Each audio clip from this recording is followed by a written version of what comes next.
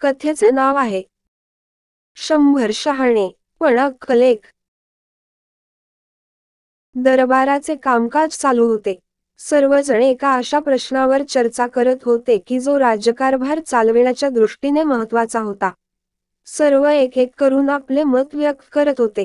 अकबर दरबारात बसून हे सर्व ऐकत होता व त्याला असे जाणवले की सर्वांचे म्हणणे वेगवेगळे आहे. त्याला आश्चर्य वाटले की सर्व एकसारखेच विचार का करत नाही. अकबरने बिरबलला विचारले, तू मला सांगू शकतो का की लोकांमधील प्रत्येकाचे मत आपापसात का मिळत नाही? सगळे वेगवेगळ्या पद्धतीने विचार का करतात? बिरबल म्हणाला, प्रत्येक वेळेस असे होत नाही महाराज. काही समस्या अशा असतात की ज्यावर सर्व एकसारखे विचार करतात.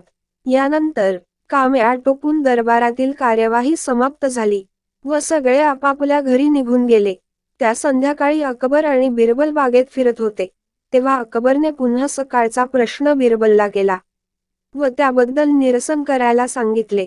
त्यानंतर बिरबलने बागेत एका कोपऱ्यात बोट दाखवून सांगितले की त्या तिथे झाडाजवळ एक विहीर आहे, तिथे चला. मी तुम्हाला समजवण्याचा प्रयत्न करतो की जेव्हा लोकांशी निगडीत काही समस्या असतात तेव्हा सर्वजण एकसारखाच विचार करतात. माझे म्हणणे असे आहे की अशा बऱ्याचशा गोष्टी आहेत की ज्यावर लोकांचे विचार एकसारखेच असतात. अकबरने विहिरीजवळ काही वेळ बघितले व म्हणाला, परंतु मला काहीही समजले नाही. तुझी समजवण्याची पद्धत जरा वेगळीच आहे. अकबरालाही माहीत होते की बिरबल आपले म्हणणे सिद्ध करण्यासाठी असेच काहीतरी प्रयोग करत असतो. सर्व काही समजेल महाराज, बिरबल म्हणाला. आपण राजकीय आदेश जाहीर करा की राज्यातील प्रत्येक घरातून एक तांब्या दूध बागेत असलेल्या विहिरीत आणून टाकले जावे. पौर्णिमेचा दिवस असेल, आपले राज्य खूप मोठे आहे. जर प्रत्येक घरातून एक तांब्या दूध या विहिरीत पडले तर ही विहीर दुधाने भरून जाईल. बिरबलचे हे बोलणे ऐकून बादशहा अकबर जोरजोरात हसू लागला. तरी पण त्याने बिरबलने सांगितल्याप्रमाणे राजादेश काढला.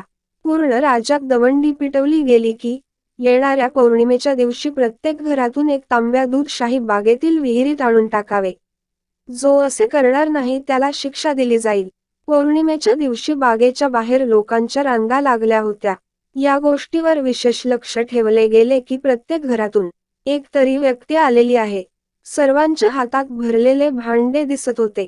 अकबर आणि बिरबल लांब बसून हे सर्व काही बघत होते आणि एकमेकांकडे बघून हसत होते.